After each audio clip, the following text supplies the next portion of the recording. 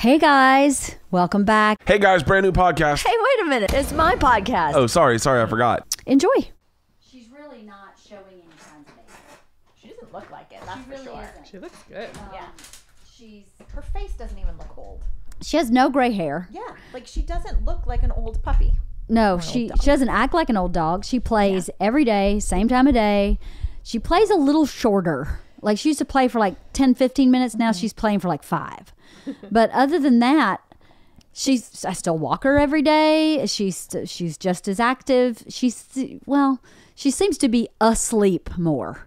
But she's not, when she's awake, she's not like limping around or lethargic or not active. When she's awake, she's playing and then she goes back to sleep, which is typical of, Which is what dogs do anyway. especially that breed. That breed is almost like a cat. It sleeps all day. I mean, My that's dog.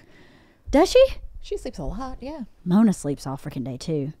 But Mona's a princess. I mean, that's kind of their life, right? Yeah, I guess They get so. up, they eat, they like run around a little bit, then they just snuggle. And then they Coddling poop. of the American dog. yeah. Yeah, right. I know. Seriously. My dad used to say, "When I die, I want to come back as any of your pets. They have a better life than any human I know." True. Yeah. But yeah, I guess we're talking about getting a puppy, another bull mastiff in August because I just love that breed, and I didn't want a big dog. I wanted a rescue that was more the size of a boxer. That's what I was looking for. And Bert was like, I don't want a big dog that I don't know the parents. I want to know the parents to know the temperament as best you can, because our kids were so small. I mean, Isla was, what was that, 7 years ago, and she's 12. So Yeah, she's kindergarten. She was kindergarten when we got her. So now we could get a rescue dog and I think he'd feel better about it. But at the time, I mean, Mona's a rescue. Gus is a rescue. Yeah, but Mona's tiny. Mona's 15 pounds. Yeah, but she's not gonna a big kill you. dog. Right, exactly. He's like, I don't want to adopt a dog that's a rescue that could kill my 5-year-old. Right. So, I mean, now the kids are big enough, it would be okay. But I'm now so attached to this breed of dog. I mean, I love this freaking dog so much. She's so great that and reality, I don't know how much longer physically I can walk a 135-pound dog. You know, I have complete control over her, but training her to get her where she knows I'm in control is a very physical activity. And at a certain age, I think you may want to make Age out of that. choice. Yes, you must make a choice for a dog that's like 65 pounds instead of 135 pounds. And so I think our window is, I mean, obviously we probably have 2 or 3 more before I get really old enough to not handle it. But Priscilla just doesn't seem to be aging. But reality is she'll be 8 in July. And that's, for a bull mastiff, that's about it. I mean, they live maybe to 9. Crazy. Isn't it crazy? Yeah. I keep thinking, what's going to kill her? I mean, she didn't even have gray hair anywhere. She does not look like an old dog at all. No, she has no gray in her muzzle. Yeah, not at all. No gray anywhere. She looks like a little youngster. I think the cat keeps her young. She chases the cat every morning. And the cat loves on her, comes up and loves on her nuzzle or loves on her chest, loves on whatever he can reach. And Priscilla is obviously like drinking it in. And then the cat will walk up and she's like, "Oh, you're ready to play? Okay, good." And Gus is like, "I'm not fucking playing. I was just loving on you. Are you serious?" And then she'll chase the cat all over the house, and then it's over. But she definitely doesn't seem old, so we'll see. And Would you not get it from the same breeder? No. Both her parents are dead. And we had so many problems with her knees. Oh yeah. So no, we'd Yeah, probably but don't you go think that's somewhere across the breed? Like no matter where you get it? The problem that happened with her knee, she has a shallow canal that the kneecap sits in, which is predominantly a little dog. It's a small dog problem, issue. yeah. Never happens in big dogs. Like my vet said, I've never actually seen this in a large dog. I thought it was because of overbreeding though. It is. That's what causes the condition specifically from- in general. Okay. That condition Patellar usually luxation or something like yes, that. it's something like patella. Yes, it's caused by overbreeding, but like something like 80% of the cases. Like 80% of the cases are in like 15-pound dogs or smaller. They're not in large breed dogs. So it's something that wouldn't typically come up. It's kind of rare for that size dog to have that condition. But it is caused by overbreeding. That's the cause of it. It's just really uncommon in large dogs. It's like hip dysplasia happening in Delilah, which weighs 6 pounds. You go, well, that's odd. That's really weird. It happens, but it doesn't happen often. I mean, this vet was like, I have actually never seen this in a large dog. I know that it's happened. I've read about cases where it happens, but I've never seen it myself. So it goes back to my theory that she really believes herself to be 15 pounds when she is not 15 pounds. But we have coddled her into thinking that she is. Is that a good segue into talking about our book? Nicely done. All right. So this book, The Coddling of the American Mind by Greg... Oh, I don't know if I can say this last name. Lukianoff and Jonathan Haidt. Okay. We've been talking about reading this book for how long? Since like October? Really a long time. A long time. It took me a long time to read this book. Me I too. breezed through half of it and then I just got stuck. That's interesting. I had the opposite reaction. The first half of it I was dragging. It was it was about academia, and so I felt like it didn't apply to me as much. It was about colleges, the state of colleges, and I just felt distance from it. And then the second half that was more about parenting and children, I locked into more. That's interesting. I thought the whole thing was tough. It was tough? Not tough. Like, it wasn't hard to read, but I felt like I was trudging through a lot of it. It just felt like it kept going and going. It's written in a very academic style. Yes. And in fact, they even mentioned that it's part of the syllabus of some college courses, which I can see. It's very, very heavily researched and written in that style, in the sort of academic style. Yeah, I agree. I felt like it was a bit repetitive. There were times where I was like, you've said this like 4 times now. I get it. Social media is part of the problem. You've said that in like 5 different chapters. I don't know. Like you said in the car, maybe it could have been a pamphlet. A thick pamphlet. Yeah. Right. A 10, 15 page pamphlet. Yeah. Well, when I said that, I didn't even just mean that about this book. I think a lot of nonfiction books are, there's like, the chapter is an extrapolation on an idea, but really the idea could be condensed to a page. So then if you have a page for each chapter, then it really would be a quick read. Well, that was the good thing about Girl Wash Your Face. Her chapters were like 2-3 pages and they were very concise. And she was able to make a whole book, like a legit book. Yeah. That was just very like, boom, here's the theory, here's the idea, here, let's sum it up. Boom, here's the theory, here's the idea, let's sum it up. I like that a lot better. This, I was like reading to find the good parts, instead of it just being good part. Maybe that's part of our lack of attention span lately. Yes, I think Although it is. I thought the beginning part of the book where they talk about like the untruths, I had a really hard time buying into it. I felt like you're telling me all this stuff that's wrong. So why are you, like, you spent a lot of time talking about that, and I get why you're setting up the rest of the book, but I felt like I could have done without a lot of that. It could have part been of condensed. the book. Yeah. Well, okay, so let's explain the book a little bit so people who haven't read it understand. These are the 2 authors. One is a professor of psychology who specializes in cognitive behavioral therapy, I think at NYU. It's some big university. Yeah. And the other one is a law professor, right? And they started noticing that students that were entering college in was it 2013? Somewhere around there was kind of a shift in mentality and resilience of the students that were showing up. They were reacting and behaving differently with more emotion and less resilience than past students. And they wanted to know why. So they started researching why and trying to find the root of the cause of this, the effect of these kids showing up and being less resilient and more emotional was that there was more kind of unrest on campus, and there was a shift in how faculty handled that, where they were kind of coddling those students' feelings at the expense of professors or even of the motto or moral or ethic of their university, to make sure this was a safe space for people to learn. But it kind of backfired. It didn't really do that. So they researched this and came up with this book. And the first part of the book they say there are 3 untruths, right? That they found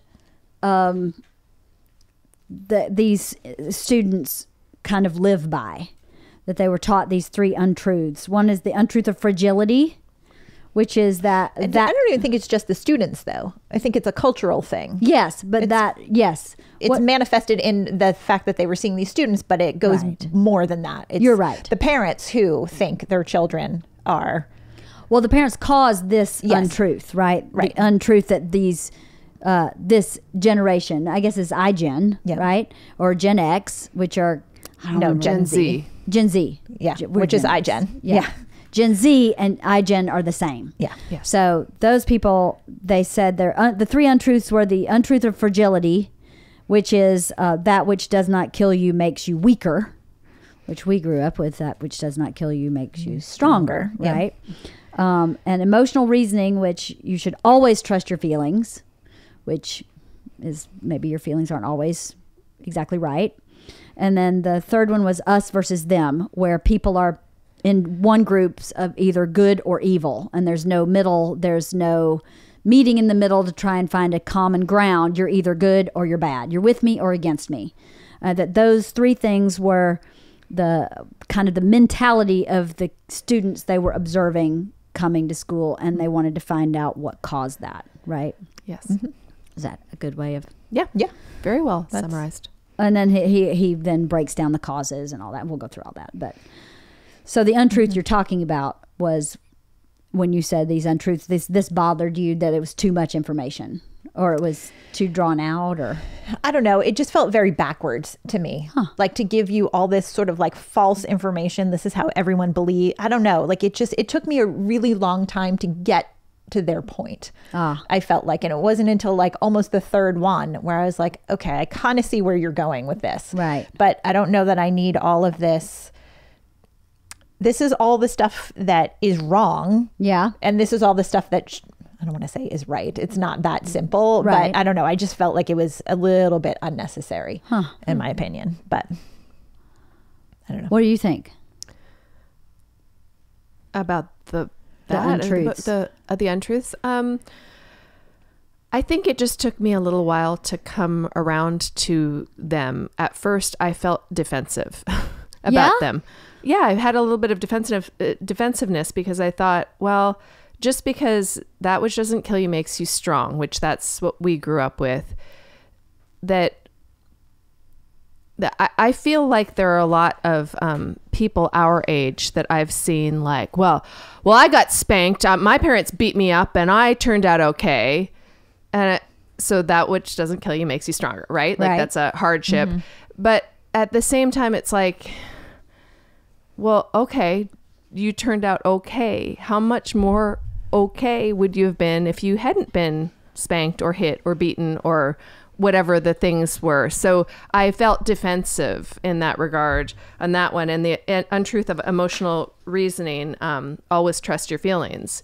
I totally get where they were going. So it just took me a little while to get into the book to see where they were going with it, because I thought, well, but we should trust our guts. Like there, if you can't trust your gut, then where can you, what can you trust, really? Mm-hmm. You should really have yourself to rely on. But I do get that it's this idea of being carried away by feelings, that just because I feel something doesn't mean XYZ, that you should question your feelings as well. I got on board with them. It's just that my defensiveness held me back in the beginning of the book, because I thought, well, yeah, feelings are valid too. And, there's a certain amount of hardship that we should prevent. Like, I don't want to, just because I was spanked doesn't mean I want to do that to my kids. And, how much better might I have turned out? How much more successful? How much, better adjusted, et cetera, et cetera. It's not just about spanking, but the other things that, the other hardships that maybe were more tolerated in our generation when we were being raised, as opposed to now. But I did come around after I sort of got out of my own, like, feeling defensive about it, going, well, but what about X, Y, Z? And then that's so funny that you say that, because I feel like in the 3rd one where they talk about, us against them, that whole mentality, there is a paragraph in there or something that said it was all political about Democrats versus Republicans, so to speak. And it was all about like how, and I guess actually it really wasn't about that. It was about so many people turned out to vote so that you would lose, not so that we would win. Yeah. And I was like, holy shit, that was just the midterm elections. It was all about like, we have to take back the House. And it wasn't about like a greater good, what's going on in the country. It was all about so that you could lose and I could win. Yeah. And so I the was other like, side wouldn't win. In a sense, but you know what? But And taking I back was the like- House, though, is also about installing some checks and balances, which is the way that government was. but the motivation to go out and vote, everything was like, we have to do this to take back the House. We have to do this. It wasn't about checks and balances. It wasn't about that kind of thing. The mentality was, I felt like, or I didn't really realize that at the time, but reading this, I was like, oh, I totally get that. I think it was like all of the social media stuff that was out there, not all of it, obviously, because I get a very one-sided version, but it really was about having somebody else lose and not about. Well, my dad voted against Hillary. He's not or at the time, he wasn't a Trump supporter. He hated Hillary. So he voted for Trump to prevent Hillary from getting elected. Yeah. No, and I there's a think lot of that. happened a lot before this midterm. I think it can apply to politics in general. Yeah. I don't want you, so I'm voting you instead of voting on the policy. Right. Like, what is this policy? Why can't I talked about this on one podcast recently? Why aren't we voting on policy? Like, I can vote for this Republican because I like his policy, and I can still be a Democrat and vote for this Republican. It doesn't make me an evil person or now a Republican because I vote for one Republican because I believe in what that person's saying. I think that is what he's saying is people vote party line, period. Or they vote against party line, period, instead of voting for the policy, instead of, sussing through the right and wrong and the greater good of it. I got that too. I was like, that is what happened. Because my dad told me, I will vote for anybody that's not Hillary. So if there had been 5 other people on the ballot, he may not have voted for Trump, but he was going to make sure she didn't win because he believed that she was a murderer. And I was like, Daddy, none of this makes sense. I can't even get into this discussion with you. Okay. But okay, I understand. But he illustrated that point. Because he was that person who put Trump in the office because he didn't want her in the office. He kept saying, I don't want her in the office more than I don't want him in the office. I'll take him over her. And that was his perspective, which you have to respect because we should respect everybody's perspective, even though we don't agree with it. It deserves to be respected. That's part of what got us here in the first place, I think, is not respecting that people have different points of view that we don't always agree with. But unlike you, I was in this book right from the start. I was like, fucking right on. That is right. Everybody gets a trophy. That's bullshit. Everybody shouldn't get a fucking trophy. I'm sorry. You shouldn't get a trophy. But in this, where we live, I remember parents being like, where's the trophy? And I'm thinking, well, not everybody should get a trophy. And yes, first place should be a big fucking trophy. And second place is smaller. And third place is smaller. Because that's the way it works in life. Right. Yeah. That is a fragility we allow. Yeah. To have, so everybody wins. There's no winner. We all get a participation badge. Right. I just don't agree with that. I think that is teaching the wrong thing because somebody gets promoted at your job. That's a winner. And now you are sitting as a loser in your own brain because you didn't get promoted too. So how are we teaching them to deal with that as a child if everything is equal and even? That is not fragile. And then the emotional reasoning resonated with me so much because he described that elephant being your emotions with a rider who is your logic. Yeah. And so, of course, the elephant could tear everything up. But the rider can tell the elephant and train the elephant and control the elephant.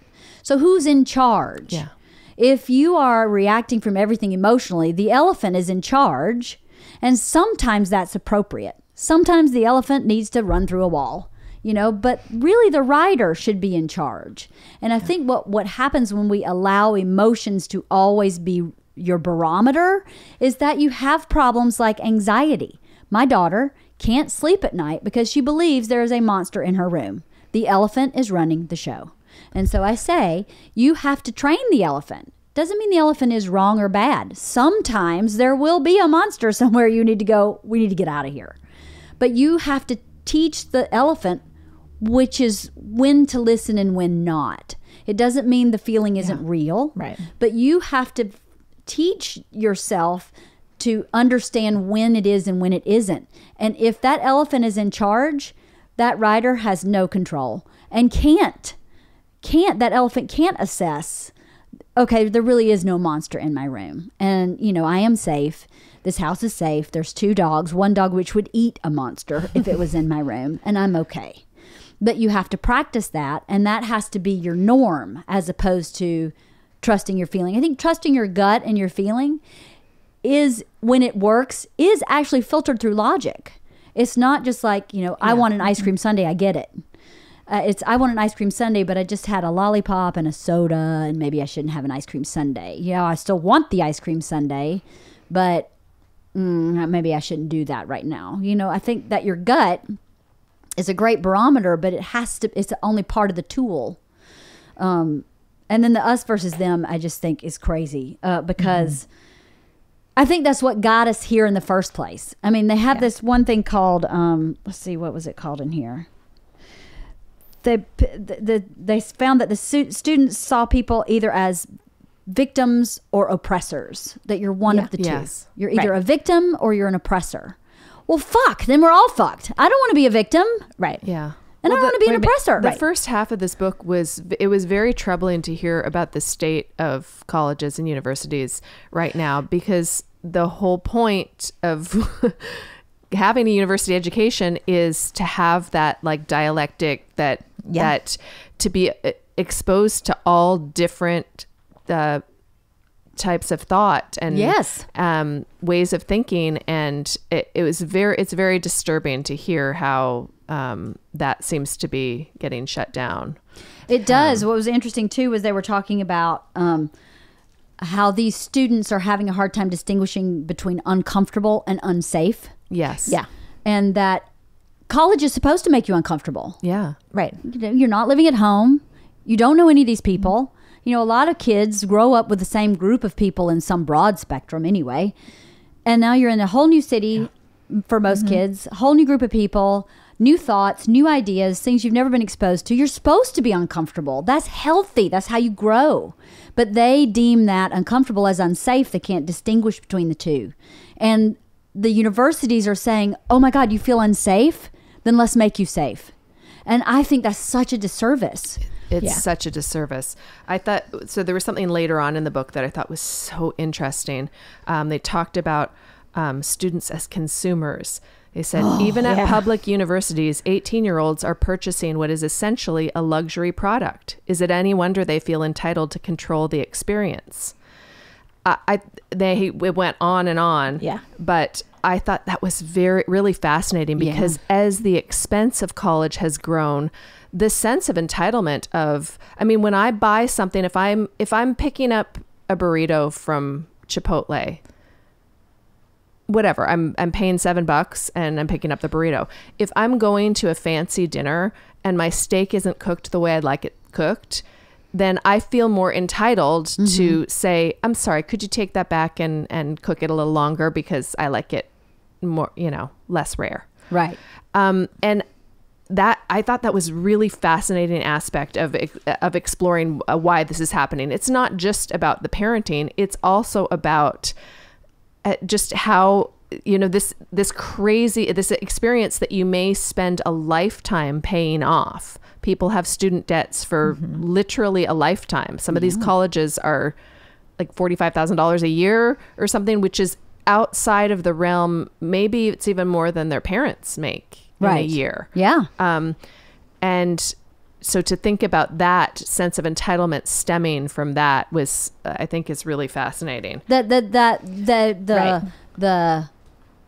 corporatization of education and the customer service involved is taking precedence over even their mission statement of we want to push your mind past where it is or whatever. I mean, do you remember that part in that same part where LSU? Oh my God, that's what I was just about to say. Read it. Yeah. So This almost vomited on the I book. mean, literally. The trend is exemplified by Louisiana State University's 536-foot-long lazy river, paid for with $85 million in student fees. The slow-moving current gently pushes floating students through a winding pool in the shape of the school's initials, LSU. At the ribbon cutting for the lazy river, the LSU's president explained how his vision of education combines consumerism and safetyism. Quite frankly, I don't want you to leave the campus ever. So whatever we need to do to keep you here, we'll keep you safe here. We're here to give you everything you need. Yeah. Oh my God. Right? I mean, my head exploded when I read that. Me too. Like, I don't want my kid My at kids that are school. never going there. Amen. Exactly. No. If they want to go to the lazy river, we'll take them to Rancho Las Palmas, Right. And, and have a family experience. That's Right. fine. That's called a vacation. That's not called college. Yeah, that's not your college. education. That's not real life. No. It's extending the coddling that's happening at home that's being Yeah. extended by the college campus. yeah. Right.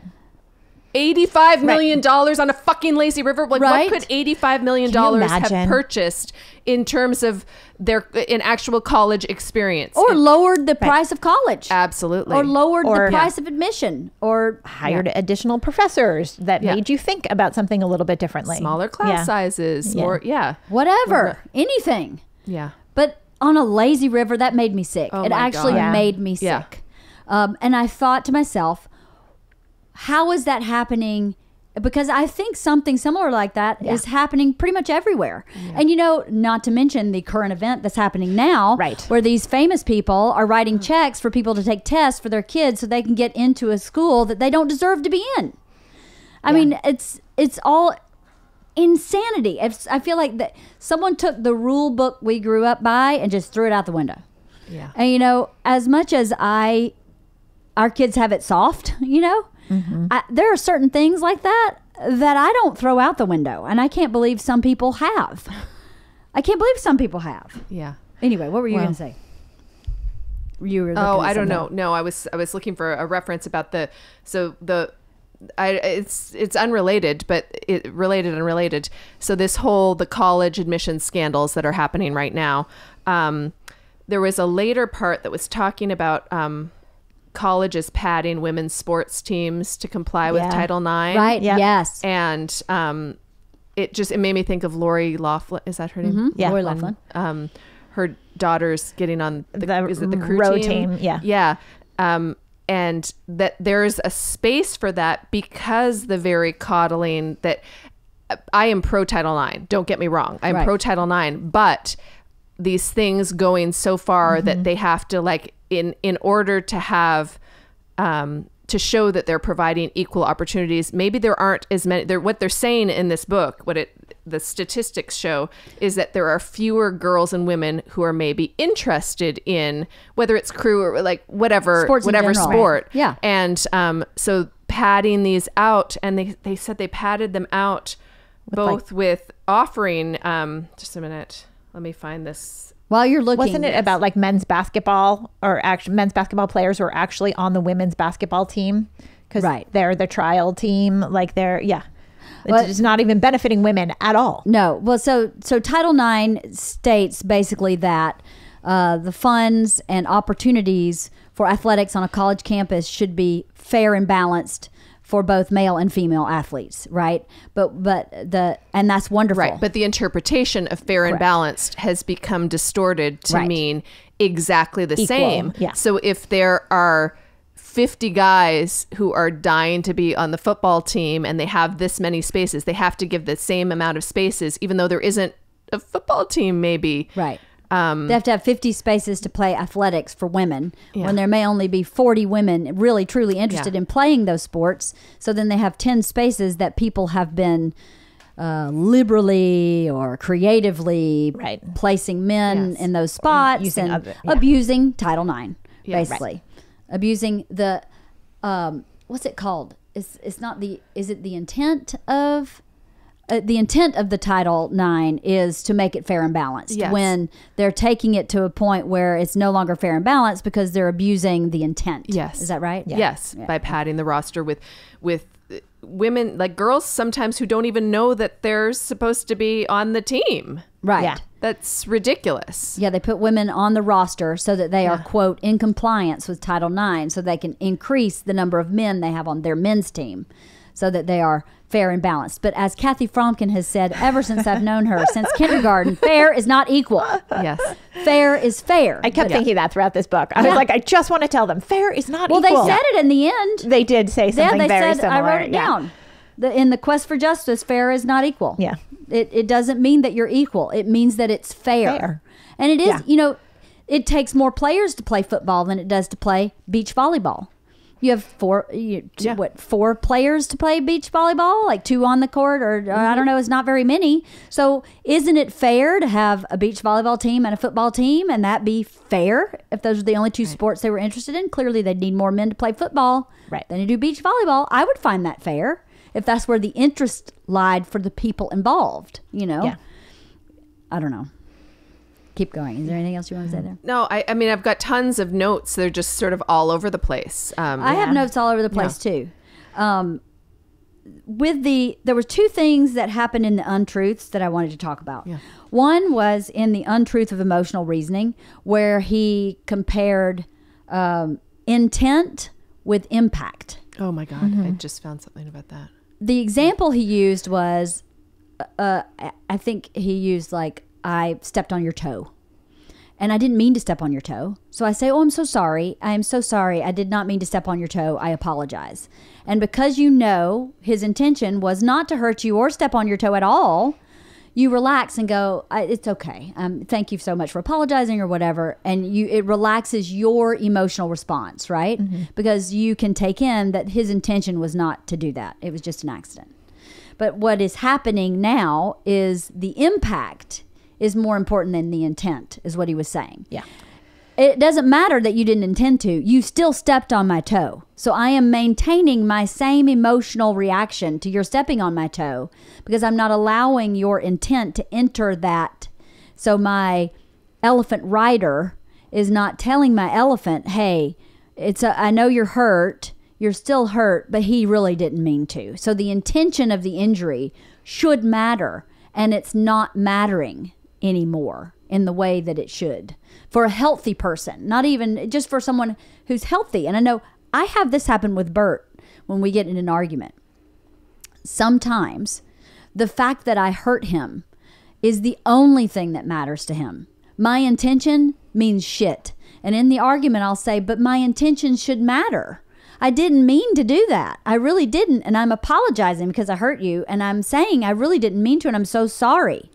But he can't hear that. All he can hear was, you are responsible for my pain. And for me to say, I am responsible for your pain. And I can say that, but I need my intention to be known because I need you to know that I'm not a bad person. I didn't mean to do that. And I want that to be felt too, so that you know that I'm trying to take care of you. You know what I mean? That I didn't just I'm just a mean, evil shit person that just hurt you. But I found that to be troubling. To see that impact means more than intention with these. Yes. Yeah. Although I think when they extrapolated, when it went to racial issues, and then they also mentioned something about, they said, I remember saying something flippant about using the correct pronouns for maybe transgender people. Mm-hmm. And my takeaway from that was, this book was written by 2 straight white men. Mm-hmm. And so I don't know. I don't feel really comfortable with them explaining that intent is everything when it comes to like maybe affronts to people of color or to trans people, because we don't know what that experience is like. Well, totally. Well, I don't think they're saying it's everything. I don't either. But it should does matter. That it should matter. It matters, but I think I felt like it was blown off a little bit that, the explanation of the intent, that I don't know. I can't remember. That was before I found my sticky notes. I just put in my library book. Oh, I wish you had sticky noted it because I kind of remember what you're talking about, the pronoun thing. I don't remember exactly what they said about it. It was something about people feeling harmed by, it was again about the feelings overriding. People feeling harmed because the wrong pronouns were repeatedly used. And like, I don't have any transgender people in my family, but when I try to put myself in that position of going like, okay, I am female, was born in a female body, but imagine that the world saw me as a guy. Yeah. And so they'd always say, hey, sir, do you mind, hey, dude, do you mind doing this, sir, for me? Or, hey, Mr. Love. Yeah. I think it would be, it's one thing to say, don't let your emotions control you when it's something smaller in your life. But when your whole being is being sort of devalued on a regular basis, that even though the intent isn't there, I can see the elephant taking over more than the rider. Right. Do you know what I mean? I do see that, but at the flip side of that to me is, how would I ever know that? Like if I just show up and I use the wrong pronoun and 80 people before me have used the wrong pronoun, I would not know that. I mean, even if it was a mistake, like if I just mistakenly did that, then I'm held responsible for all those people who came before me. I don't think that's necessarily fair, especially if my intention was not that at all. So I think that's hard because I see what you're saying. Bert makes me the butt of this one joke in our group of friends all the time. And this past week I was like, you know what? I'm tired of being the party pooper. Every single time, now I'm the party pooper. Could you just lay off that joke for a little while? So I know, I mean, obviously it's not the same as someone using the same pronoun, but I know what you're saying in that sometimes you go, it's enough. I've had enough. Yeah. But that's just coming from one person, from Bert, over and over again. But I imagine if you called me a party pooper and you called me a party pooper, if you were hearing that from everybody, that at a certain point you go like, fuck all you guys. I see what you're saying. I think that's a hard thing to reconcile. It is hard because then how do you, like somebody who walks in accidentally uses the wrong pronoun and says, oh, I'm sorry. And then they're like, yeah, you're not really sorry. You're like, yeah, but actually I am. Right. I didn't. Well, no, but I think that in this context, what they were saying is when somebody has said, I would like to be identified as by the same person. So in a classroom, I think they were talking in a classroom setting. I believe the example was a classroom setting. So if I came in being who I am right now and saying to the teacher, would you please address me as he? I prefer the he pronoun because I identify as a man. Right. And so I could see that, like I've got boobs. Yeah. Or whatever. So the teacher is seeing me and says she, so makes a mistake. But when repeated mistakes are made after a request has been made, I could see that being very demoralizing. Yeah, I could see that too from the same person. Because it's different. Yeah. It's different than so that person, so I would also be going about the day and the person at Gelson's would say ma'am to me or whatever. And that they can go, okay, I'm still the rider. This person doesn't know me. They see the boobs. Yeah. They think ma'am. Right. But then in this class, when I've specifically said, please call me he. Right. That's what I was referring to. I don't mean all of the But again, that is still intention. Because then it is that professor who just clearly is not respecting your wishes. Yes. It's not a larger thing. You know what I mean? It is that one specific person who just basically has said, I hear what you're saying and I'm just really not going to do that But the for you. professor is saying, well, it's not my intention. It's just, Well, if you make the repeated mistake, it kind of is your intention. Yeah. Subconsciously or no. Yeah. Right.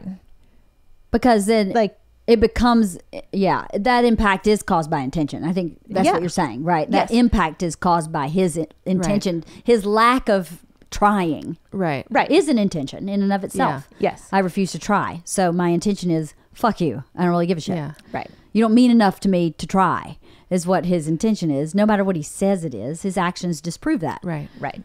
I don't know. That impact versus I don't know. because... Maybe because I deal with it at home.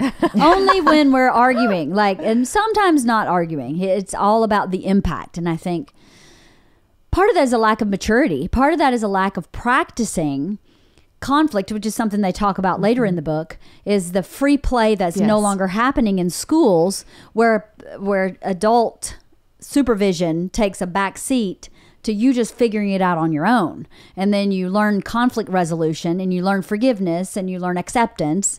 And, you know, sometimes things aren't going to go the way you need them to go, and you have to accept that, you know, where you go, well, at the end of the day, so-and-so doesn't want to play dolls with me. And I just have to accept that. And how do I move on from that? And I don't think they have enough opportunities to do that without intervention from adults. They always intervene before it gets apart. And we're going to teach you how to talk to each other.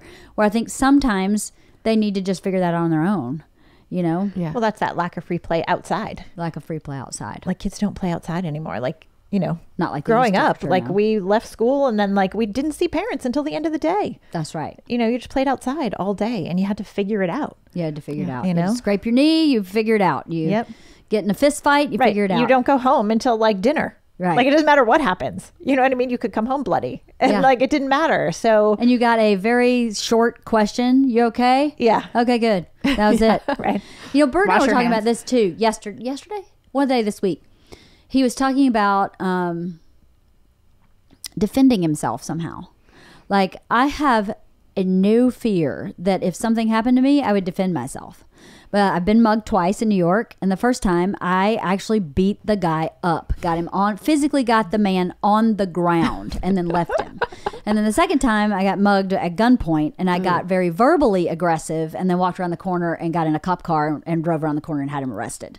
So I have no problem defending myself. And I wonder what that's from.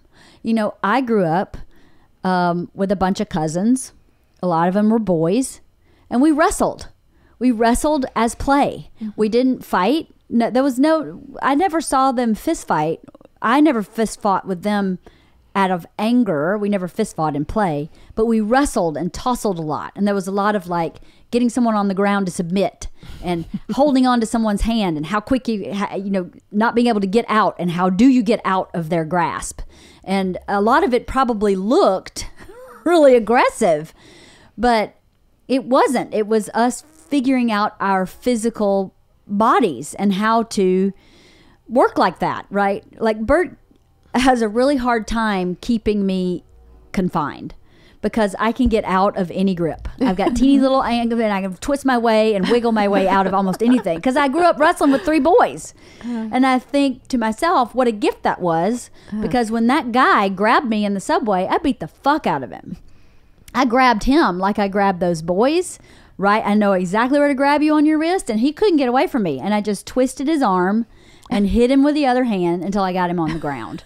Because I was like, I've fucking done this a million times. So it was knee-jerk reaction. What kid do we have today that does that gets to just wrestle with another boy to the point of like, we broke furniture.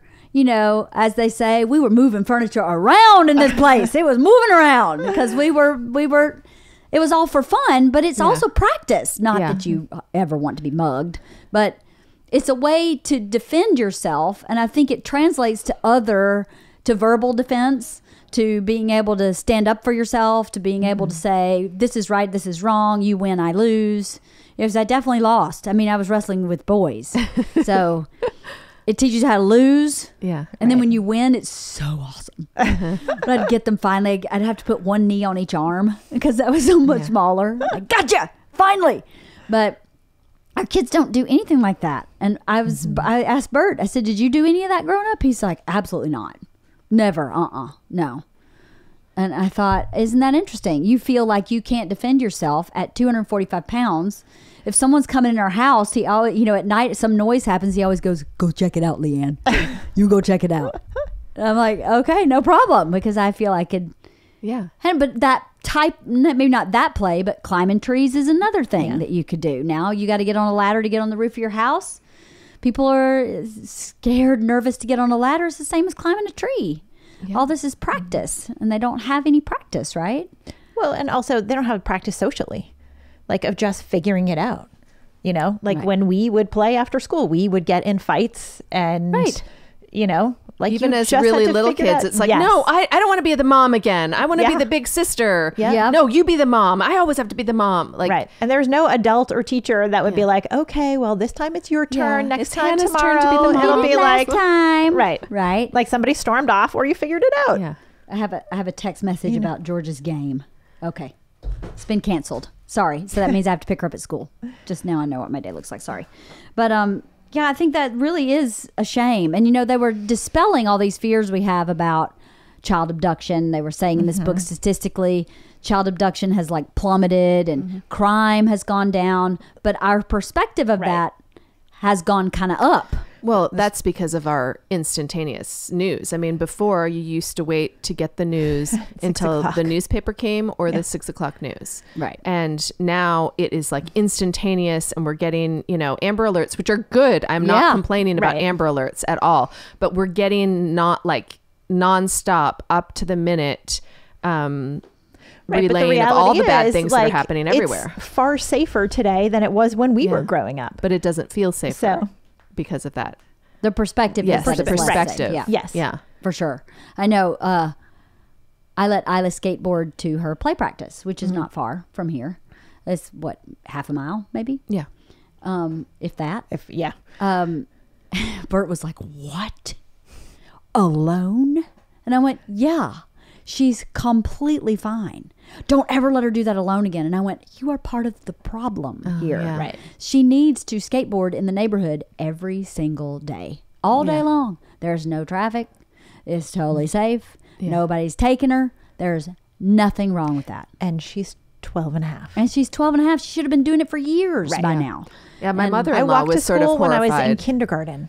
Yeah. Every Yeah. day by No, myself. exactly. You know Yeah, what I totally. mean? Like, And yet I my know it's mother-in-law different, is but- horrified that I let my 13-year-old go on long walks by herself. The two of them, my 13-year-old and 11-year-old, go on long walks together too. Actually, Camille's picking Vivian up from school today. On Thursdays, it's her early day, so she walks and picks her up from That's so school. cute. And- That's awesome. Yeah, it's awesome. But I mean, they need Right. And they some have to cross a big practice. street. Yeah, There's, yeah. A big major street. a major Yeah. street. Yeah.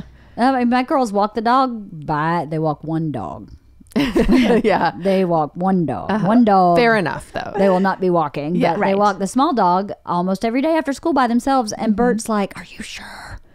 Are you sure this is safe?" And I'm like, 100%. Yeah. Yeah. Absolutely. They should be doing this. But there was a part in the book that I earmarked to read that was saying like 18-year-olds today are like 15 Yeah. years old Yeah, actually. I might have. And 15-year-olds are like 10-year-olds. Or like 10-year-olds, yeah. 12-year-olds. Yeah. With their skill set and their maturity Right. level. And their ability to do stuff independently. Yes. Yeah. They're like 3-4 years behind where typically should is a big word, where typically they've been in the past. Right. Is that at 18, they're not ready to go to college because they're really 15. Right. So if you think about sending a 15-year-old to college, you'd go, hold on, maybe we need a gap year. Yeah. Maybe we need a year where we could just work. Just live at home and work a job and figure out who you are and what you want to do and get some of these skills. Because to be honest with you, I've talked to my kids about this all the time. I've talked to George about this week after reading this book. I was like, you know what? The reality is you should be making your own lunchbox. You should be making your own breakfast. You should be doing your own laundry. You're almost 15. You should be doing these things unprompted by me. But the fact of the matter is, you get up at 6 a.m. to go to school. I don't want you to get up an additional 20 minutes to make your own breakfast and lunch. Right. And the truth is, you're at softball until 6:30. You barely have enough time to do your homework before you go to bed. Yeah. And they're saying you need 10 hours of sleep a night. You don't have time to do your own laundry. You don't have time to make your own lunchbox. So then it's no wonder that you're 15 at 18 years old. Right. All these things that should be Yes. happening simultaneously can't happen because of the way everything's gotten so intense with education and sports. Yeah, it's not the way just life parenting. is. It's a Yeah. whole systemic problem. It is. Because Yeah. with more homework and with more intense sports and more, and they went over the requirements like to get into an Ivy League school, which believe me, we're not even shooting for that Oh, heck because no. it's absolutely absurd the amount of ridiculous. the amount of activities and hours and everything. They said that like to get into Stanford, your kid has to be excelling in math by like 6th grade or something. Like it's just absurd. Yeah. Absolutely absurd. It's ridiculous. It's almost undoable. I don't even know how people do it because as we had to stop piano for softball. We're barely hanging on to Girl Scouts for softball. And she enjoys Girl Scouts very much. And it's one day every 2 weeks. Yeah. And I sent her to do her Gold Award workshop. And when she came out, she's like, I don't know if I actually can make this happen. I don't think I have time. And I'm like, okay, we're going to make it happen. We'll focus on this in the summer. If this is something you want to do, we just have to organize and plan it. But she shouldn't have to think about it like that. Yeah. She shouldn't have to. And then, all these chores and stuff. I said to her the other day, I want you to know that I know that these things should be happening and they can't. Right. So where can you help me figure out where we can insert these things? Where can you be responsible for your own lunch? Where can we find these places together? Yeah. And she was really excited about that because she wants that. She wants that independence that she doesn't have time for herself. It's really a shame because, they talked about in here, kindergartens, they had a lot of shouldn'ts. There should not be homework in kindergarten, but there is. But there is. Yeah. So, yeah. Right. What are you supposed to do as a parent? Right. So you just don't do it? So you just don't do it? Well, what is that teaching your kid? You don't have to play by the rules everybody else has to play by? Right. That's No, a bad exactly. message too. So I guess we as parents can have a movement and hey, no kindergarten homework. But really, is that realistic? But or is the that problem, ever gonna happen? so this has happened at our school. There was a movement for less homework. At the same time, the teachers are between a rock and a hard place. Yes. The whole education system is, because there's a contingent of parents who are like, no, more homework. I Right. want my kid to get into an Ivy League school. Right. We need to compete with, X, Y, and Z countries. More homework. And then these parents who are like, no, kids need free play. And so they're trying to find some compromise. And the Right. compromise is a lot of homework. And Right. it's still Yeah. quite a bit of homework. Right. And they still have to teach to the standardized testing. Right. Yeah. Do you know what I mean? Like teachers Yeah. are stuck. They They are can't not stuck. give homework because they can't possibly get through everything during the day. Yeah. Like it is a much larger problem than us just saying, oh, Yeah. we're not going to participate in kindergarten homework. I agree. Yeah. I You mean, know? half the stuff Isla brings home looks like classwork. And I go, this isn't homework. Homework should be review of what you learned in class. This is in addition to, so that they can't possibly get their curriculum done in the time they have in a school year. So the curriculum bleeds into homework, which is why we have homework for every subject every night. Yeah. Because there's not enough Yeah. time for them to get all that curriculum, which is unfair for the teacher. Right. And it's unfair for Unfair the for the student. Yeah. Because now the student is self-taught for an eighth, maybe less than that, maybe more. But a portion of their education is self-taught, and that sucks. Yeah. And they're too young for that. I'm too young for that. There's too much responsibility. Yeah, right. It's too much maturity required for something that doesn't exist. They don't have that level of maturity. It's a rare child that has that level of maturity. Yeah. There's like 2 in our Girl Scout troop where you go, yep, Yeah. that kid should be, yep, that's a highly That gifted makes kid. sense. Yeah. Of the 23 kids, Yeah. 2 of them, Right. you go, yep, that's it. Yep, you should be in a highly gifted, super rigorous educational program. The rest of you, maybe not. And this is out of a bright group of kids too. all This bright. is like Yeah, out of a very exactly. bright cross section. yes, So, most of them. Yes, it is out of a very plugged in parent group. Yeah. You know, for the most part. And you go, 2 people I can think of where you go, those 2 people should be in that fast track, and the rest of them Because they want to. because they love it. Right. Like Yeah. they thrive in that environment. Yes, Which is a different type of personality. totally Yeah. different type of kid. Yeah. And maybe not all their kids are that way, Right. I mean, one of the young ladies, her 2 siblings are not that way. Right. They're curious in their own way, but not in that way. And that is a very special way to be curious, to want to do schoolwork all the time. And there's nothing wrong with that, but most kids aren't like that. Anything else we want to talk about the untruths? well, yeah. I mean, one thing that I thought was really interesting is there were a lot of examples of how the First Amendment is getting eroded, and so the First Amendment that I I copied a quotation from here. Offensiveness alone is no justification for banning or restricting speech. And yet, oh my God, there were so many fascinating examples. And this is one that I actually Googled afterwards because I was so fascinated by it. But at Bergen Community College in New Jersey in 2014, so very recently, an art professor was placed on leave without pay and sent to psychological counseling for a social media post. The post showed a photograph of his young daughter. I Googled, his daughter was 7 years old, wearing a t-shirt that depicted a dragon with the words, "I will take what is mine with fire and blood," which the school claimed was threatening. The professor explained that the shirt referenced the popular TV series Game of Thrones, but an administrator insisted that fire could refer to an AK-47. I remember that. This was not school related. He posted a picture on kid. Instagram of his kid wearing a Game of Thrones t-shirt. Right.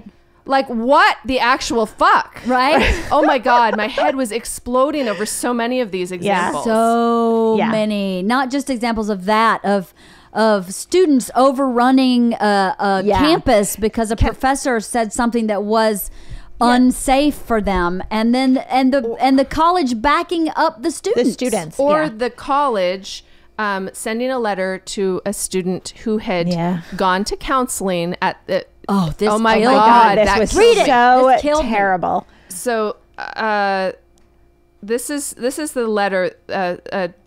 A student went to the therapist, to the counseling center.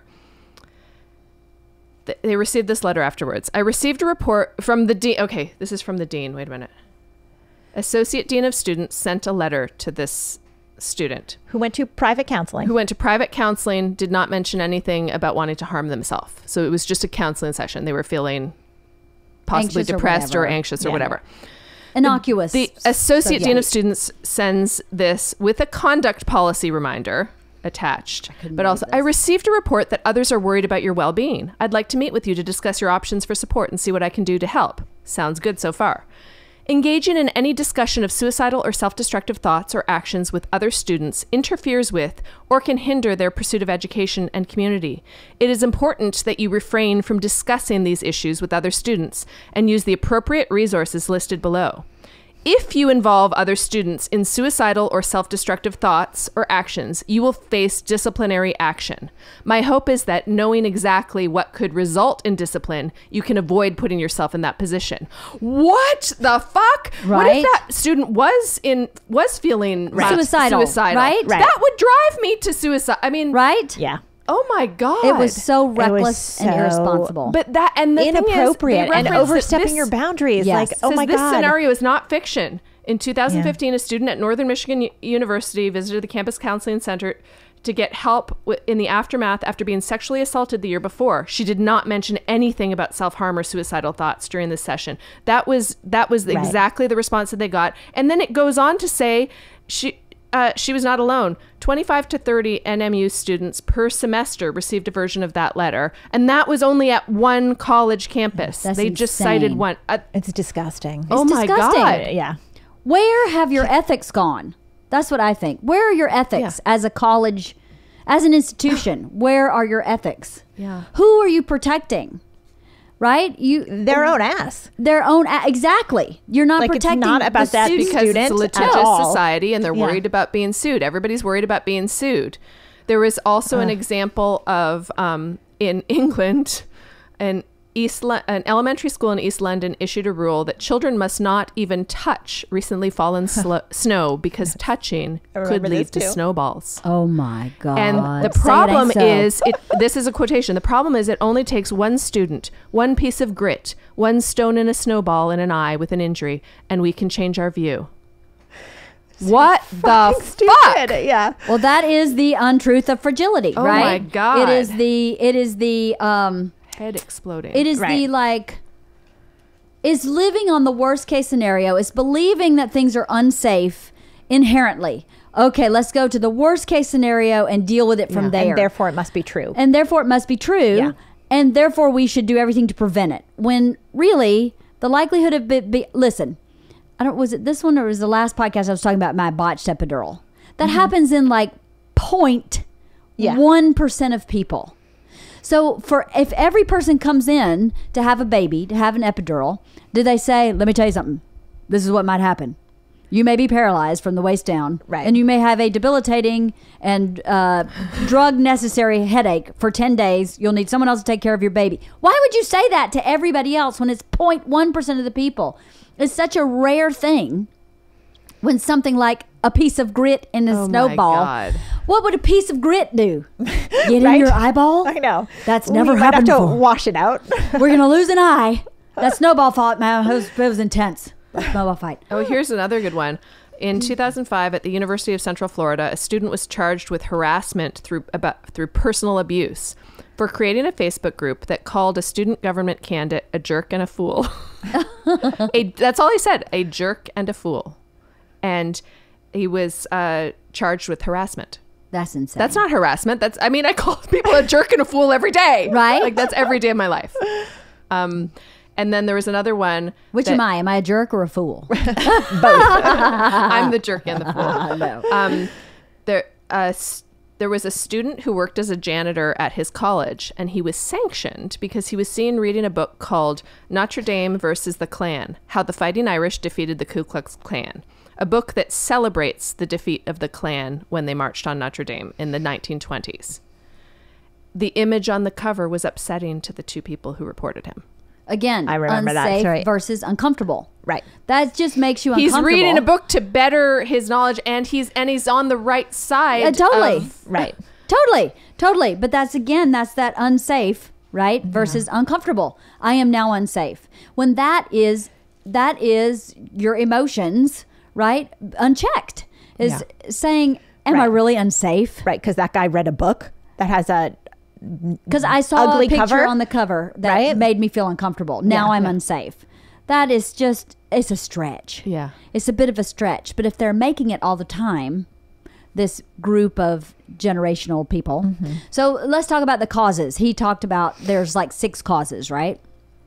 The first one was polarization, the us versus them. Like everybody separating into 2 teams. And right. And if you're not on my team, you have to be on the other team. Yes. You can't be neutral. No. There's no Switzerland here. No. Like it's either me or you. that's right. And that is created by what? What creates that, do you think? I don't remember what he said creates that polarization. A lack of sense of community? Was that where that came Social in? media. They attributed a lot to social media. Yeah. I think. I don't remember. Well, I think it is also human nature. People want to be a part of a group. People want to be part of the tribalism. tribe. That's you right. know? He talked about tribalism. yeah. Of how you wanted to be in a tribe, one tribe or another, and how societies. Oh, I wish I had marked that. I know. Me too. How remember societies specifically. had. I was too busy marking places that made my head explode. I know, right? There was a lot of exploding head places. Let me see if I can find Can it. I tell you, I got so anxious reading this book. You did? Yeah, knowing that 3 years, I have a kid who's about to go to college. And I was just like, holy fuck. Like, I have to think about what's the best environment? Like, what does he want? Where, like, what works for him? What are his thoughts? What are his feelings? Now I've got to figure out, does this school violate the First Amendment? Does this school create all these safe places and isn't going to allow my That's child to interesting. grow? I was like, oh my God, I'm so overwhelmed and unprepared for this next step. And then I was hear like, ya. maybe he just needs a gap year. Maybe like I could just postpone it a year and not have to think about it. I actually felt pretty But- good after, Oh, by the end of it. I felt really overwhelmed. Well, because they listed by it, in the knowing parenting that this is my section future when they very were soon. was suggesting, what we should be doing. Mm-hmm.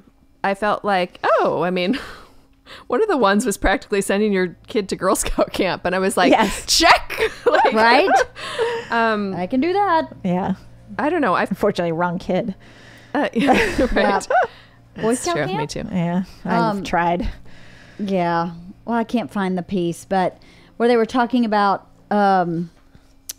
tribalism versus an open society. I think where everything's kind of free to move from tribe to tribe, that seems to be more healthy than this tribalism. You're either on this team or that team. I wonder, I don't remember what causes that. I don't know. I wish I had figured that out. Anyway, the second thing is they noticed a rise in anxiety and depression, right, in these young kids because they focused on the set of students I think it does bleed into the Gen Z in general. I mean, the increase in suicide on high school campuses is insane. Yeah. And the increase in anxiety, especially for girls, has really been on the rise because of a lack of in-person community. I think the social media community is very different because it leaves you so much space of interpretation, I think, than being feeling left person. out. They mentioned instead of FOMO, it was fear of. Do you remember what they being ignored? No, yeah, No, it was not something being excluded or something. It was. They had a different It was acronym. the whole thing. Like it wasn't about like you were invited to something but you couldn't go. There was that. That's like fear of that's not fear of missing out. It was like being excluded. It was it was fear of being excluded. It was the fear because there's FOMO where you're like, I wish I was there, I but I'm wanted at to this go there. soccer Leanne meet. invited me, Yeah, but right. I wasn't able to attend. And then there's fear of being excluded. Yeah, it was Like, something you about weren't- exclusion where it's like, oh my God, I see all my friends went to this really fun party. I was not invited to this party. Right. And now they I look know like what it they're was. having so much fun. I feel like a loser. Right. And it's more in your face because everything's Yeah, on social right. media. Yeah. Whereas you may not have found out about that party for Totally. when Right. we were kids at all. Yeah. Ever. Yeah. And now it's so instant, Yeah. Right. And there's so many things you can do and instantly regret and can't take back. Yeah. There's always that conversation about sending the, naked pictures where you had to like find a camera, take a picture, Right. have Get the into the envelope, picture right? Pick it up, secretly. put it in an envelope, deliver it. And now you're like, click, send. Right. Oh shit, I wish I hadn't done that. Everybody sees Yeah. it. Yeah. Yeah, it's totally different right now. I guess they're saying too, members of the IGN drink less, smoke less, they're safer drivers, they're waiting longer to have sex, they're more cautious. It's because they don't go out of their house. It's right. But that's all right. That's good stuff. That is So I good. think it's very easy to read this as all fatalistic. That it's like because I think when the word coddling is very activating. I think it's like it's all bad news. But Right. that is good stuff. That is some good stuff that has come out of it. That they're being a little slower on it. Yeah. Yeah. I mean, I think there's no harm in waiting for those. Well, I don't either. Yeah, but are they waiting because they're not mature enough, or are they waiting? You know what I mean? Like, I guess the reasoning behind it, like they don't have the social skills to go out and interact. Like, so that part is not healthy. Like, okay, so the flip side is they're not having sex. That's great. But they're also not holding hands. They're also not kissing. They're also not having these boyfriend, know. I girlfriend, see a or lot of holding whatever hands on, relationships. I see a lot of holding hands on the middle school and high school campuses around town. Driving by, I'm like, oh, what's going on there? It's interesting. I don't know. I don't know either. All I know is they say one way to counteract that is to have kids play sports, to be in more in-person social activities. Kids that are religious tend to have less anxiety and depression. What else they say? Kids that read actual printed material tend to have less anxiety and depression. Yeah, that's how you counteract.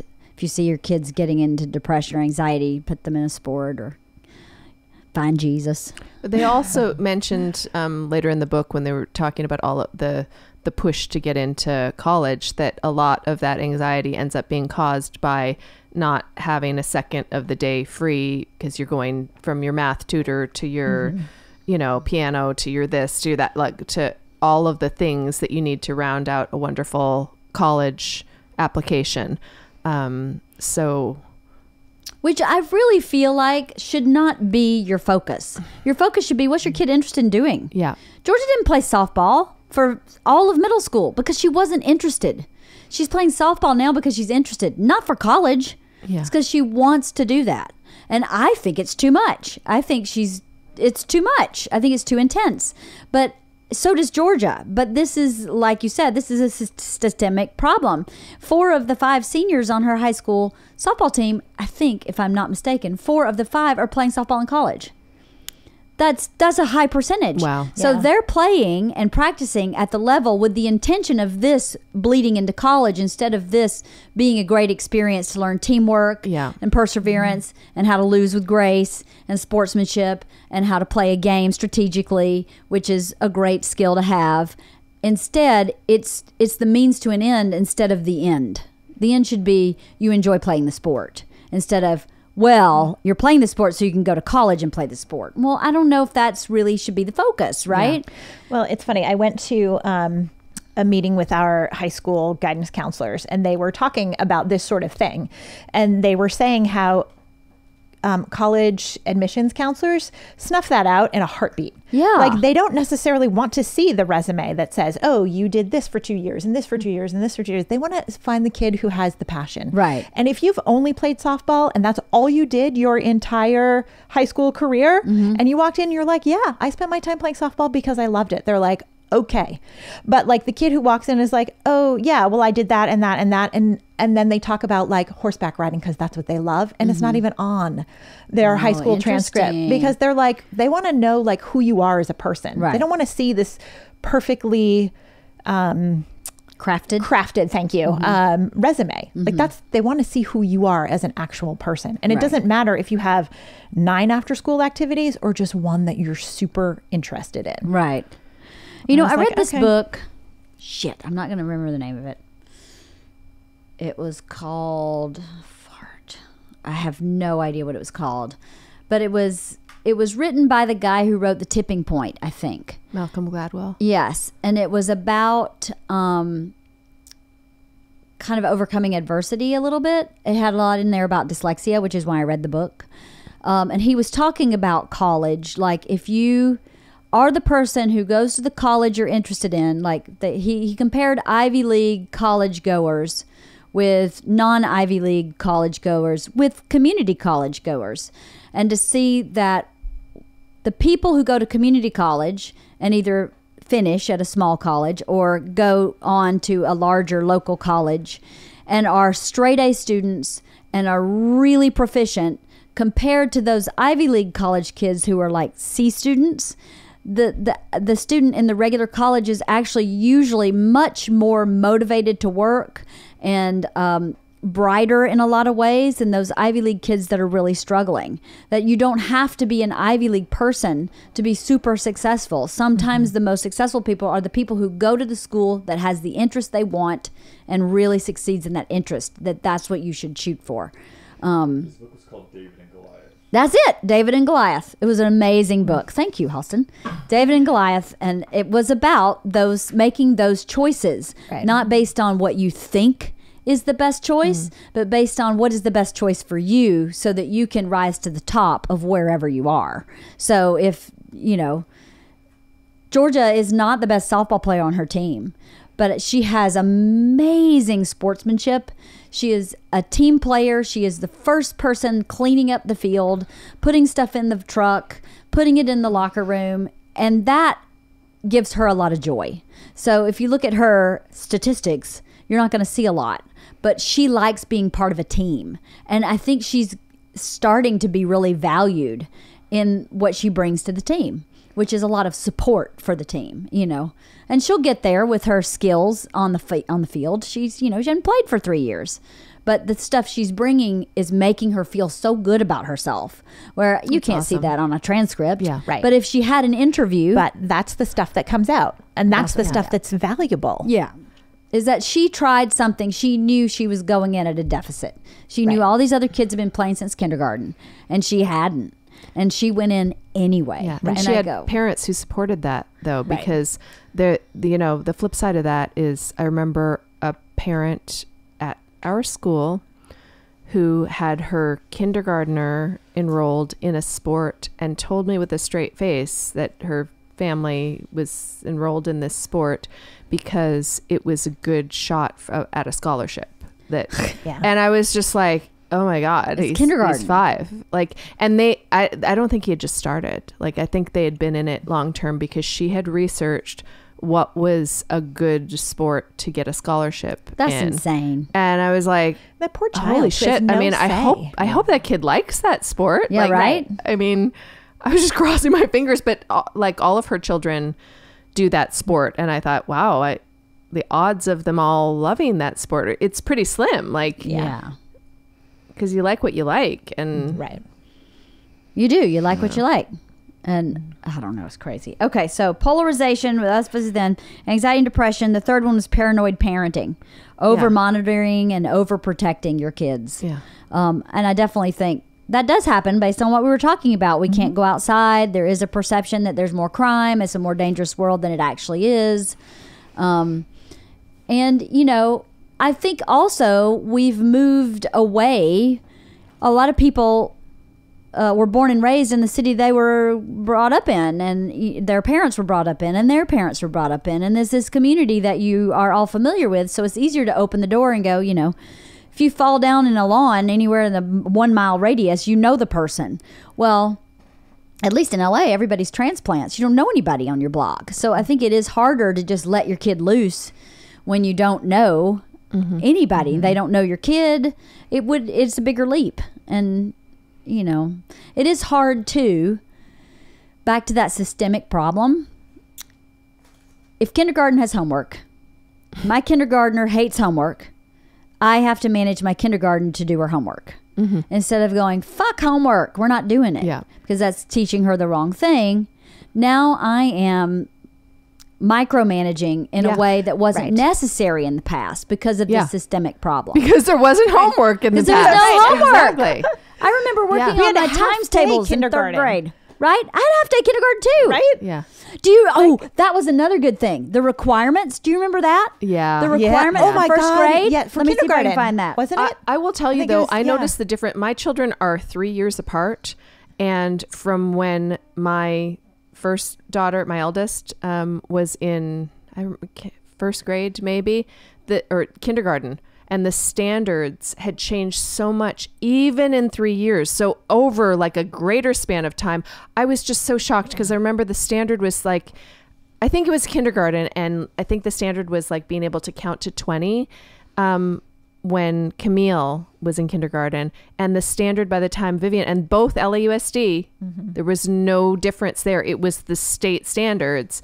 And when Vivian went to kindergarten, it was like the standard was to 100 or something. Like it was exponentially more. And that was just one thing. And that wasn't taking into account the reading and everything else. Well, when Isla was in preschool, when she was 4, I had my parent-teacher conference, and I said to them, I don't think she's ready for kindergarten. She's a July birthday, and so she's going to be starting school just barely having turned 5, and I don't think she's ready. And she said to me, oh, they all catch up. They learn at different phases. It's no big deal, which I think is the right philosophy if you're going into a kindergarten that's play-focused. Yeah. And she entered kindergarten and got her ass handed to her at the door because she didn't have her ABCs. She couldn't count all the way up. She wasn't developmentally ready. Yeah. She would have been fine in my kindergarten class. Yeah. Where it was play, Yeah. her social skills, because that's what the teacher kept saying in 4th grade, and 4-year-old preschool was, but her social skills are exactly right. And so you don't want to hold her back and have her be socially ahead. I'm like, so then the long run, she's struggling in school, but socially she's fabulous. Yeah. And that is true today. Socially, she's fantastic. She's always been great. But in school, she's really struggling. And I really regret listening to her. And I had the same conversation in kindergarten. I said, listen, she's like next to last or last in achieving every, quote, milestone in this classroom. Isn't that a red flag? Shouldn't she repeat kindergarten? If she's really struggling at this age, let's hold her back in kindergarten, and then the rest of the time she'll fly through. No, that's so detrimental to her socially, because socially she's on par with her peers. She is exactly, and then in the long term, she'll catch up academically, and then she'll be so far ahead socially she'll be unhappy. I just don't fucking believe that. I really don't believe that. I agree. I think that she should have repeated kindergarten, and it should have given her that one more year. And, no, she wouldn't have developed her friendship with Lily as much or with Kylie as much. But I don't know. I don't know. Maybe I don't think they would have. But it's a hard thing because you go, my kid actually didn't meet any of those criteria, and they pushed her through anyway. And I let them push them through. I could have said, no, we're repeating preschool and we're going to go to a more academic preschool. She was at a Reggio, like play directed learning, which fit her perfectly because play directed learning. But then we got to our elementary school and it was the opposite. And I should have just demanded. I didn't know that you could demand. Right. You know, I was told, no, she's fine. She's going to first grade. I didn't know that I could say, no, actually, we're repeating kindergarten. Yeah, I didn't Yeah, realize back then how much of it was decided by money, that they just don't want to spend another year's worth of money on your child. Right. That's what it really comes down to. It would have been Yeah. the best thing for Isla, I think, if she had waited 1 year. I wonder if she shouldn't repeat 8th grade and you know, in a private school somewhere and then go to high school. I don't know. I mean, she's doing much better now than she did in elementary school as far as being on par, but I still worry. I still go, high school's going to be hard. Anyway, I found this is your child ready for the first grade in 1979? These were the questions. Will your child be 6 years, 6 months, or older when he begins first grade and starts receiving reading instruction? I wasn't. I had just turned 6 in August when I started first grade, but whatever. Does your child have 2 to 5 permanent or second teeth? Can your child tell in such a way that his speech is understood by a school crossing guard or policeman where he lives? Can he draw and color and stay within the lines of the design being colored? Can he stand on one foot with eyes closed for 5 to 10 seconds? Can he ride a small 2-wheeled bicycle without helper wheels? Can he tell left hand from right? Can he travel alone in the neighborhood 4 to 8 blocks to school, store, playground, or to a friend's house? I mean, people would get arrested now. Exactly. Can you Literally, imagine? they do get arrested Yeah. for that. Can he be away from you all day without being upset? Can he repeat an 8 to 10 word sentence if you say it once, as, the boy ran all the way home from the store? Can he count to 8? Can he count 8 to 10 pennies correctly? Does your child try to write or copy letters or numbers? 8 to 10 pennies. Meanwhile, like Zero the Hero Right. is Right. Yeah, Yeah. that's the first grade thing here is it to 100 or 200. something? And that's, I mean, it's probably more than that now. Yeah, They- it might be. 5,000. Maybe it's right. Right. Here's a checklist in Austin, Texas has 30 items on it now. That was 12. So it has 30 items, including, so they didn't list all 30, but including identify and write numbers to 100. Count by 10s to 100, by 2s to 20, and by 5s to 100. Are you fucking kidding me? I definitely couldn't do that in first grade or kindergarten, whatever. First grade. Interpret and fill in data on a graph. Read all kindergarten level sight words. Isla didn't do that till like 6th grade, I don't think. Be able to read books with 5 to 10 words per page. Form complete sentences on paper using phonetic spelling, like i.e. journal and story writing. So it says kindergarten in 1979 was devoted mostly to social interaction and self-directed play, with some instruction in art, music, numbers, and the alphabet thrown in. That definitely is not what goes on now. Not at all. No. They were organized, the classrooms were organized to build social relationships and facilitate hands-on exploration with blocks or Lincoln logs, and imaginative symbolic play such as a store or a housekeeping corner. That's what preschool was. That's what my kindergarten was. That's what my kindergarten was too, and it was half day. Yep. We had a giant open room, very few desks. We did too. No desks. I don't remember any desks. I'm trying to Bean remember the bags. desks. We had a rug and bean bags, and We had different sections. we had an indoor tree house, like where you could go up in this little tree house thing and play. I'm sure they would never do that now because I wonder what it looks like now. Your classroom? Yeah. Mine doesn't exist anymore. Miss Nelva Roop. She taught kindergarten for 120 years. I Mine swear did to too, God. actually, yes. Nelva Roop. Everybody wanted to go to Miss Roop's kindergarten. It was awesome. I'm so impressed that you awesome. guys have such memories of kindergarten. Oh, I remember don't it really remember vividly. my kindergarten at all. I was remember great. getting a strong talking to because I would start having to wear a shirt. I went shirtless the first 4 years of my life. I remember usually no shoes either, unless it was really cold. But I remember my daddy going, "You're going to have to start wearing a shirt." And I went, "Why?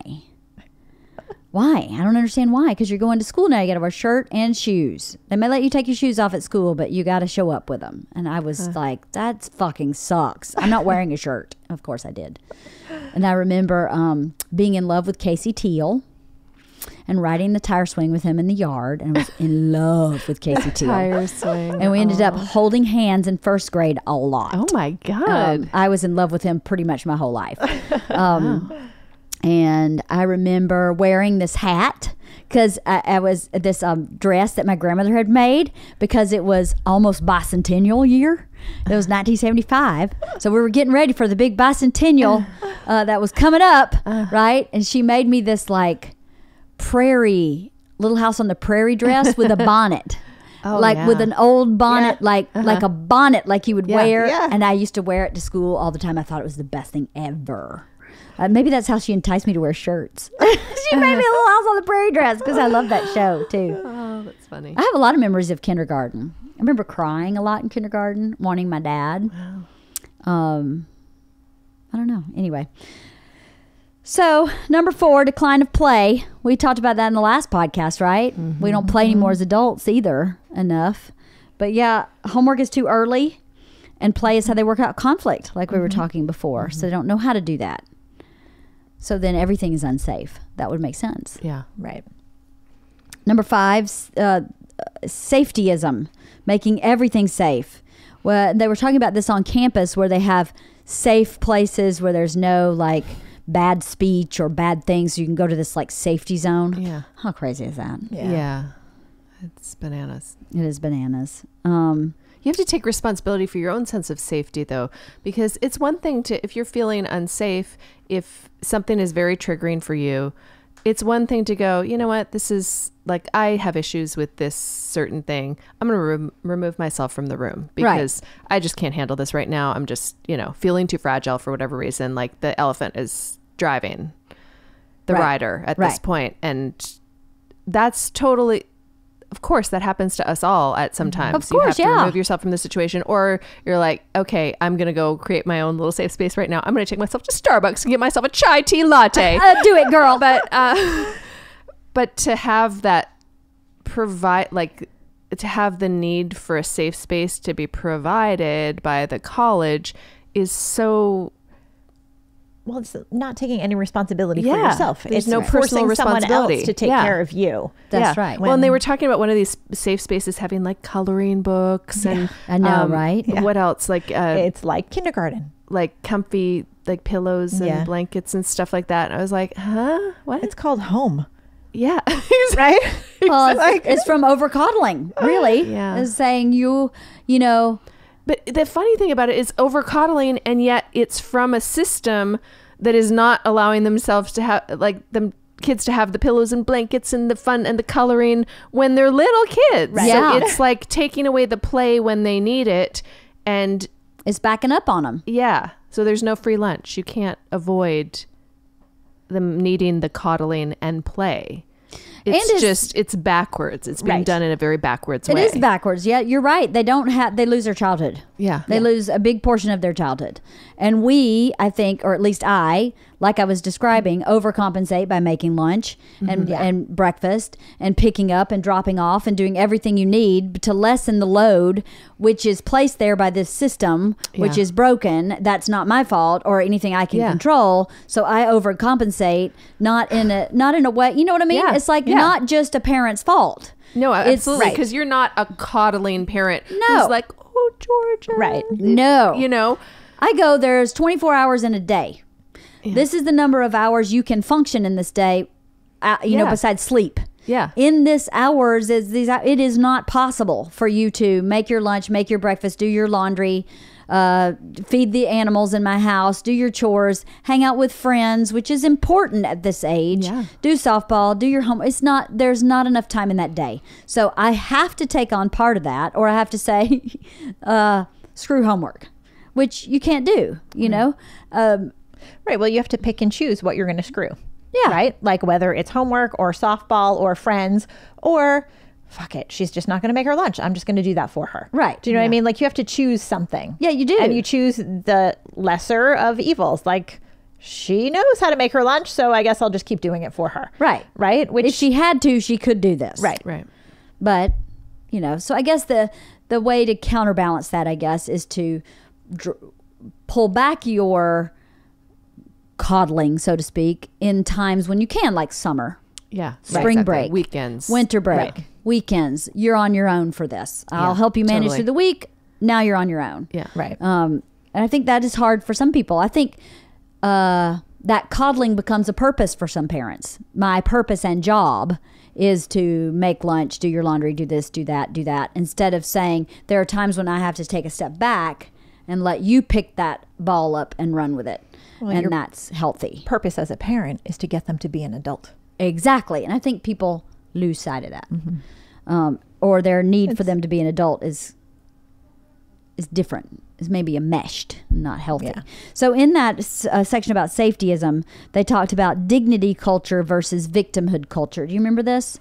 This struck me very strongly too, because I liked the dignity culture. I actually wrote the page down for this. Let me get to it. 209. An optimally functioning dignity culture, people are assumed to have dignity. They're assumed to have dignity and worth regardless of what others think of them. So they are not expected to react too strongly to minor slights.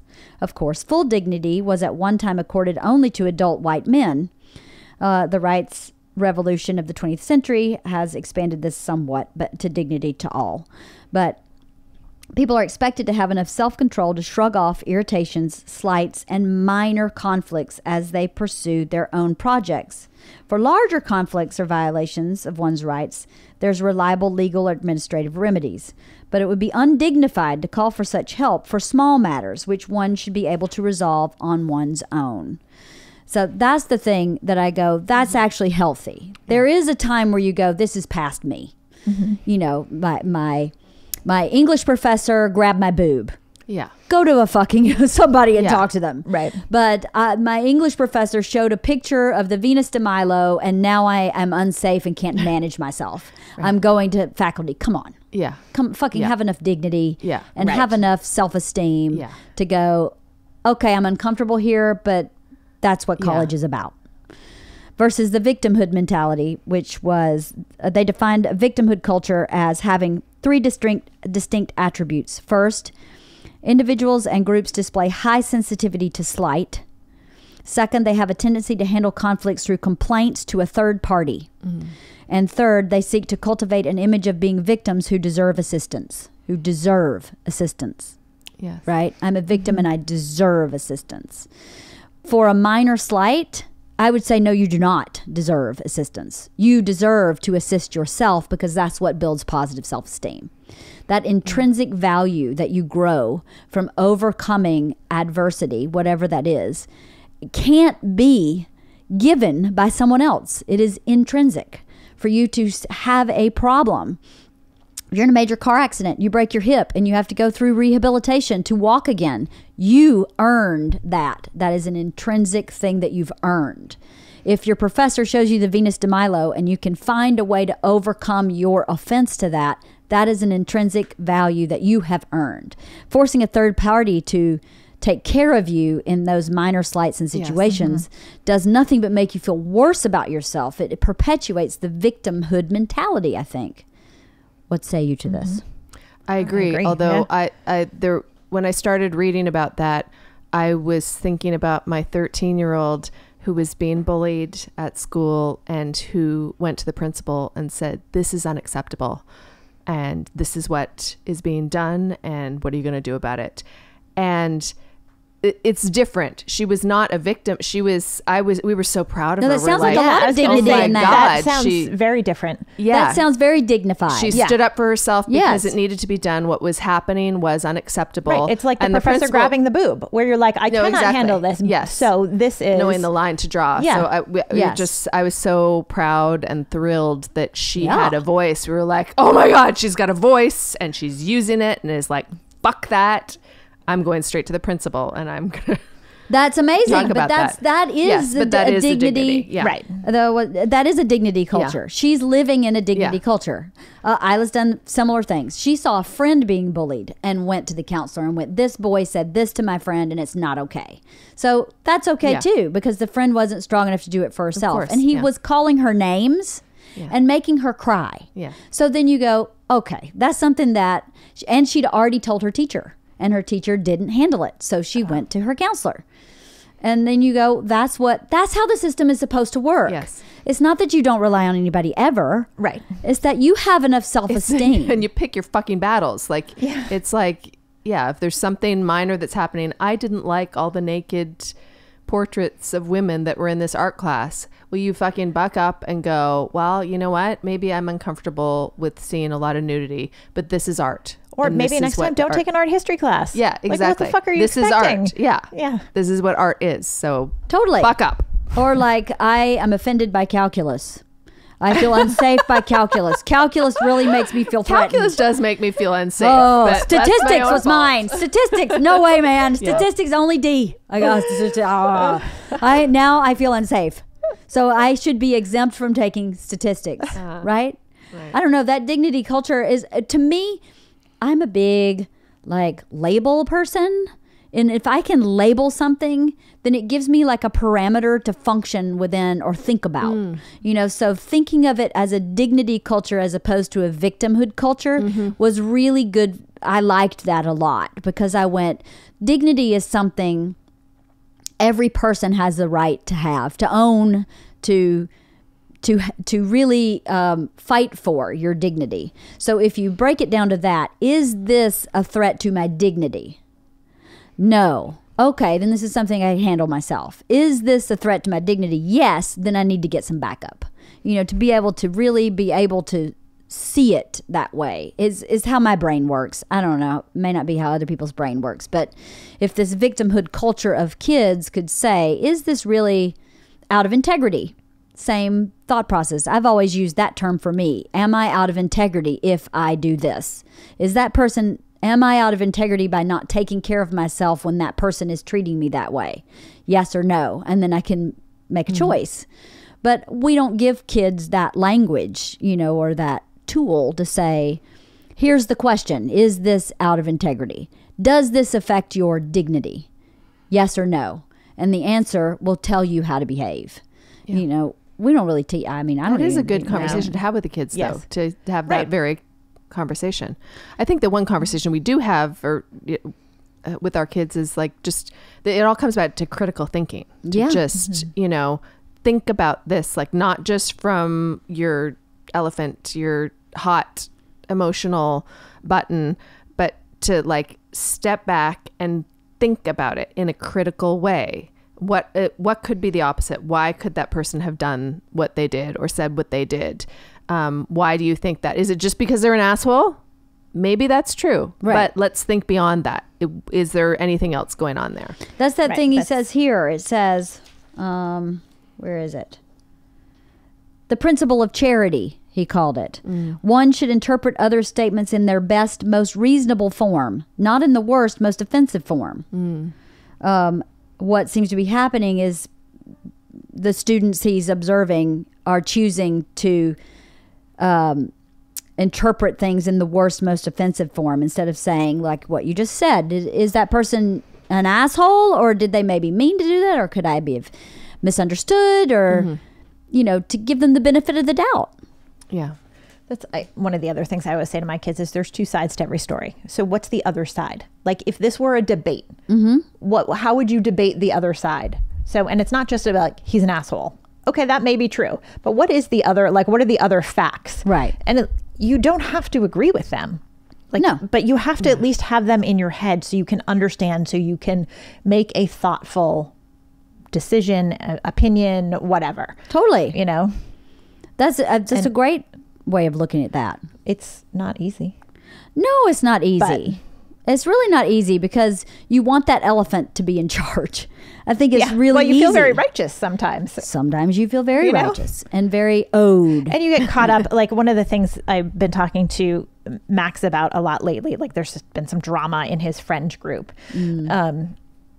And I'm like, okay, so you're hearing basically one side of the story. One of your friends is like feeding all this information about this other friend, and you're getting very caught up in her emotions. But you have to remember, you also have a relationship with this other person, and she has feelings and emotions and a different side of the story. So if you're just responding to the one person talking to you, that's not really fair to your other friend. Right. Like, how do you maintain that other friendship? How do you manage being in not really a triangle, but a little bit? You know what I mean? Like, you have to be able to step back. And that doesn't mean saying, hey, I'm not going to listen to you. Right. But you have to just not immediately jump to whatever conclusion she's jumped to. Right. Because that's her hot button. Right. You know, like Yeah. you have to take a step out, which is really hard apparently when you're 14. I mean, it's really hard for all of us, but Yeah. Right. yeah. It is hard, isn't it? Well, the sixth one is a quest for justice. This is the old Kathy Fromkin, fair is not equal. Fair is not equal. That they want justice and equality, and sometimes fair is not equal. It is fair that a college has a football team and a beach volleyball team, and those two teams need different numbers. That's fair. I think that's fair if that's where the interest lies. You know, not to say you cannot have, you know, as much as them, but to say, well, what's fair? It's fair that, you know, if you weigh 200 pounds and I weigh 50 pounds, shouldn't you get 5 more bananas than me? I think so. So I think that would be fair. And what would happen to me if I ate the same number of bananas as you? Too many bananas. I'd throw up. Right. It's ridiculous. So that fair is not equal is hard for kids, right? To wrap their head around. I have used that phrase since you told it to me in kindergarten 1 million times. And they don't give a shit. They're like, if she got one, I get one. And I go, but it just doesn't work that way. You know? Somebody drew a really cute, sweet cartoon that said fair is not equal.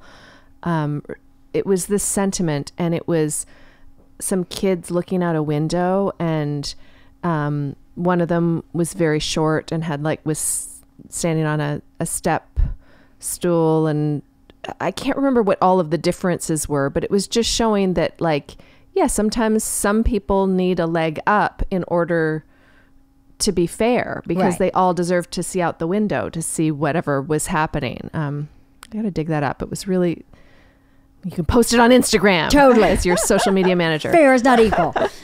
Well, it is true. Fair is not equal. It is a hard debate, too, because, you know, I think with what's happening in college today with the affirmative action stuff being a negative for some people who feel that it should be equal, you know, from what I understand of this debate. I'm not super well versed in this debate, but that's always been a question for me, too. It isn't fair that some people don't have the opportunities as other people have in their education through high school to not have the opportunity to go to college. But at the same time, people feel like they are not getting opportunities based on the same principle of we should level this playing field so we all come in at an equal place, and it's a detriment to people who maybe, should is such a weird word, but people who maybe are more qualified in a less balancing way. Does that make sense? I don't know.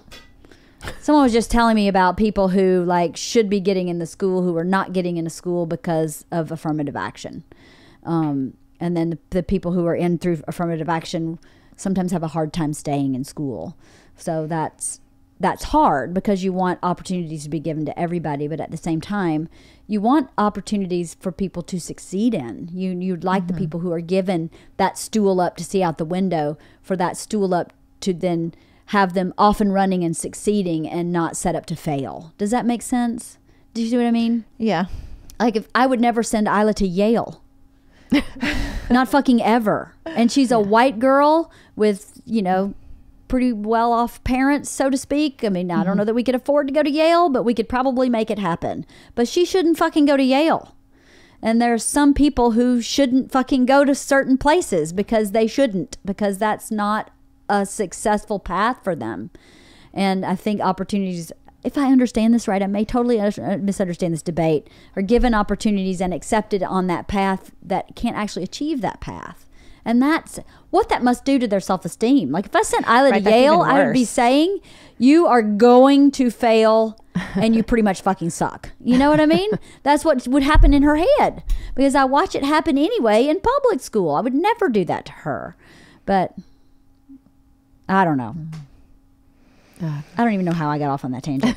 But whatever. Fair is not equal. The system is broke. Yeah. System is broke. I think it's a good book, though. I think it's well written and well researched. I can't say I enjoyed it just because it's very dense and academic, and there's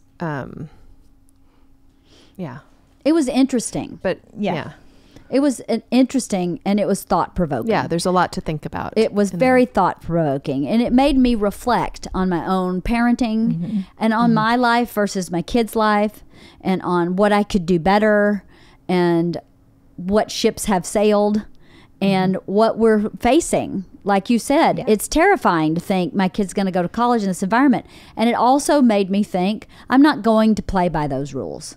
If my kids say, I want a gap year, fucking right on. Yeah. If my kids say, Georgia says, to this day, I don't want to go to some big university. I want to go to and live at home and get my feet wet and figure out how college works and then go somewhere else. Maybe my sophomore year, maybe my junior year.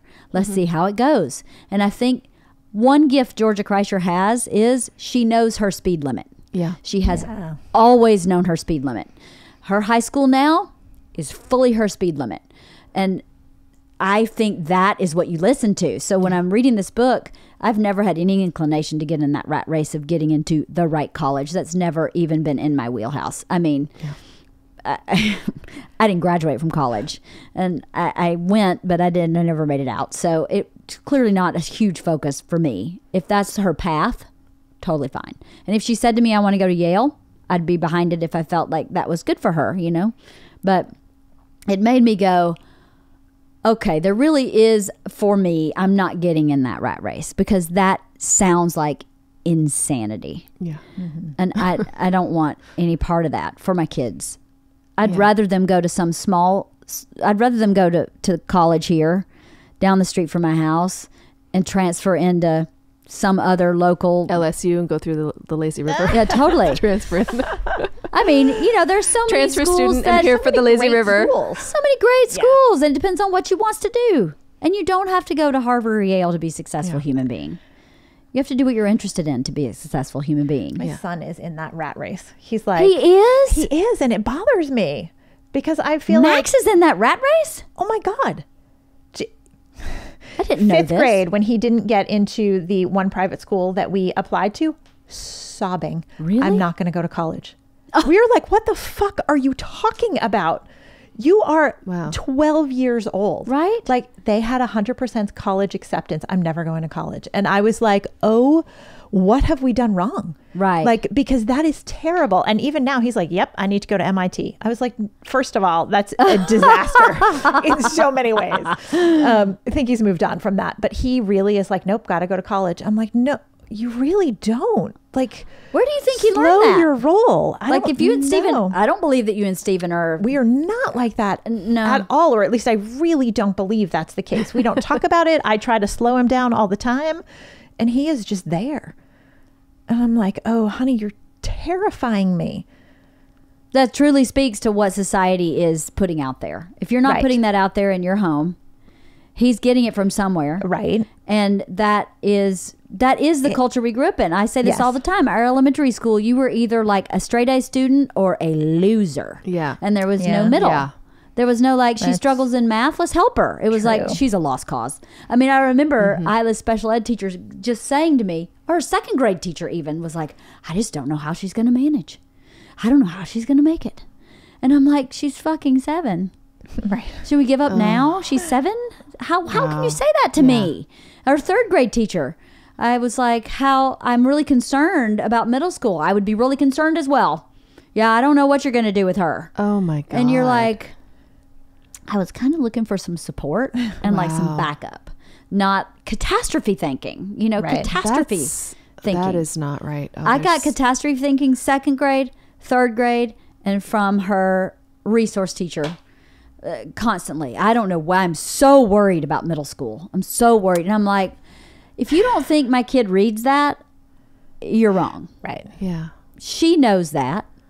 Now, It's very upsetting. It was very upsetting because I kept going, I know she's smart. She's totally smart. She just doesn't function in the classroom like and it stresses you out. You can't help but get caught up in that culture a little bit. Like, wait, she's supposed to be the expert and she's telling me she's really worried. No, I'm really fucking worried. Right. What should I be doing here? Right. And you're already second guessing yourself as a parent. So when you have somebody who has this knowledge and they're like, oh yeah, you should be worried. You're like, holy shit. Yeah. What do I do? What should I be doing? So anybody out there who has a kid like my kid, Isla is so bright and she's so talented in ways that aren't qualified or quantified in school.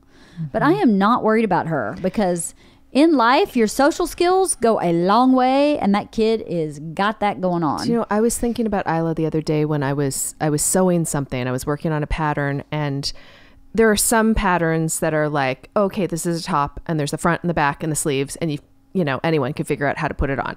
And it's like doing a 4-piece puzzle.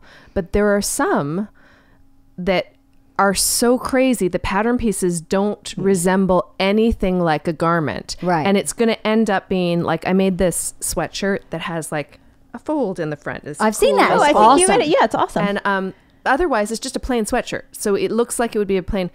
The pattern piece is like a crazy, like a star or a flower, and it shoots off in one direction, and it's this crazy thing.